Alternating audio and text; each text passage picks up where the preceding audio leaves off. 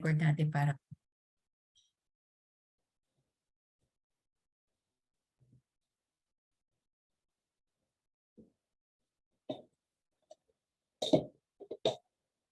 share content.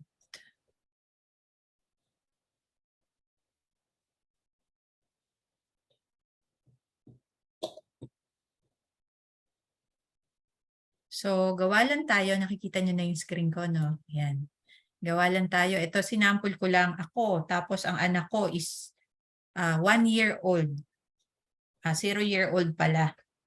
Ayan, 0-year-old. Ito, usually, magagamit lang natin to kapag ang bata is sobrang liit pa, no? Yung mga less than, sabi mo na 7 years old, ganyan, 8 years old, maximum, no? So, the usual lang, gawa ka dyan. Sa coverage, lagay mo kung magkano yung coverage na gusto. So, ang kamukha nito, 1 million Elite 10 coverage. And then, anong rider? Ang lagi natin nilalagay, waiver of premium upon death or disability of initial owner. Diba? Tapos, ito, pagdating sa withdrawals, tanggalin ko yan. So, dahil 0-year-old, mag-a-add ako dito, gagamitin ko to, di ba, pang education. So, at 18 years old siya, si Luke. So, add withdrawal ako dyan. So, policy year from, ano siya, 18th year. So, 18 to 18 ang ilagay mo dyan. Kasi 0-year-old siya ngayon. And then, add ka ulit. Kung 4 na taon ng course ng bata, edi 4 na taong ka maglalagay ng withdrawal.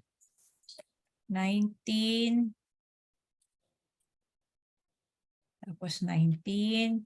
Baka kasi alam nyo na, di ba, ang mga magulang, mas feel na paghandaan ng education. So, malaking selling factor kapag ito yung ginamit natin. 20, 20. So, naglalagay lang ako ng, yun nga, policy year na nagka-college siya. So, pang-4 na taon yung sample ko. So, ayan, tapos na ako. Saan manggagaling yung amount? Dito natin yan kukunin sa generate withdrawal. So, i-press mo yan. Ayan o. So, magkano yung pwede niyang kuhanin?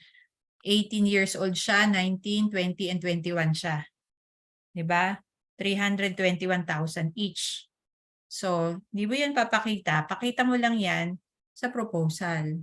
I mean, dun sa summary sheet din natin. Pero para ma-appreciate nyo, ito siya lalabas sa proposal. Madali lang namang lagyan, di ba, ng withdrawals. Actually, yan yung tanong nyo lahat. Para saan yung withdrawal? Para dun. So, mag-jump na tayo kaagad dito sa ayan, variable fund illustration na nakalagay dyan. So, dito, sabi dito, ito o, 321,000 on the 18th, 19, 20, and 21. Pagkatapos nun, tingnan nyo, at 22 years old ng bata, meron na naman siya. Meron na naman, makaka-receive na naman siya ng 80,000. Ayan o. So, sinaturate natin yung from the 6th year until 21st year ng policy. So, hindi nabawasan yung mga susunod niyang taon. Kaya nga lang, syempre, dahil nilagyan mo siya ng 18 to 21 years na yan, hindi mo muna siya pakukuhanin from the 6th year, 8th year, 10th year. No? So, maliwanag yon. Ang una niya makukuha is yung from 18 years old. And then, at 22 years old, may 80,000 na siya ulit. Meron lang dyan, kung makikita nyo, yung net accumulation fund, yung column G. Yon. Pero makikita nyo rin na nag-build up na siya on the, on the 22nd year of the policy. Meron na siyang 114,169 ulit.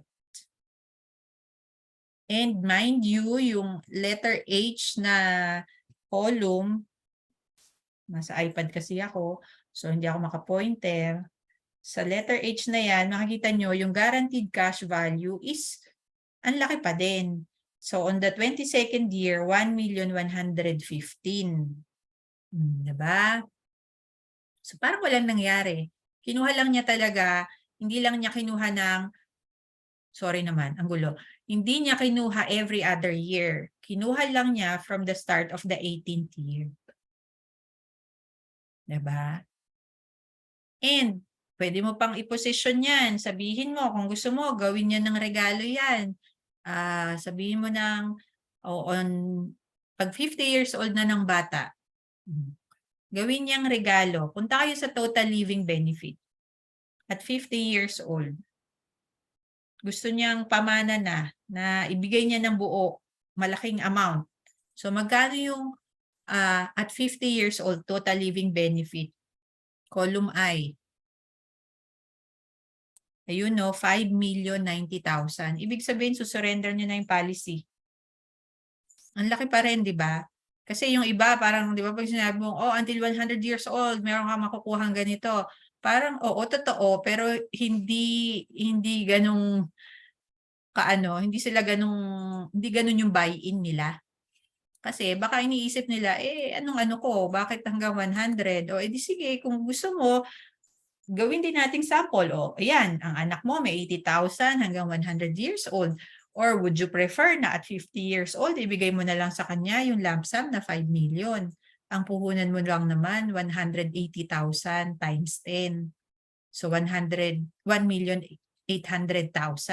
Pero at 50 years old niya, may makukuha siyang 5 million.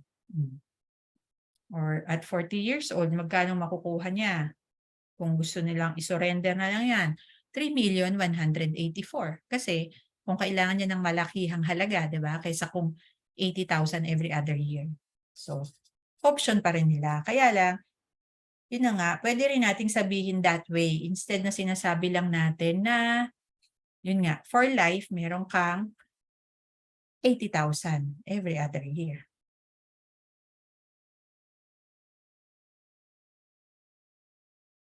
Ano, maganda ba yan? Pwede ba? Pwede bang pwede bang additional na market positioning para sa mga nanay at tatay? Pwede siya, ma'am. Surrender. Tapos, since million naman yung nakuha, kuha ng panibagong plan. Yes. O, di ba?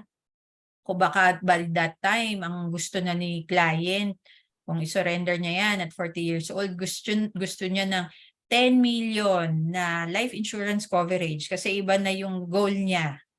Di ba? Pwede, di ba? Kasi meron naman siyang 3,184,000. Ay, pwede naman niyang ikuha yun ng mas malaking life insurance coverage kasi ito 2 million lang. So, kasi lagi natin pinoposition siya na yun na nga, for 3 generations, totoo naman. Pero hindi lahat ganun ka-interesado sa ganun. Gusto nila malakihang pera kaagad, hindi yung pensyon, no? Kaya open lang natin yung option na yan. So magagamit nyo ba yan? Generate withdrawals lang yun. Okay.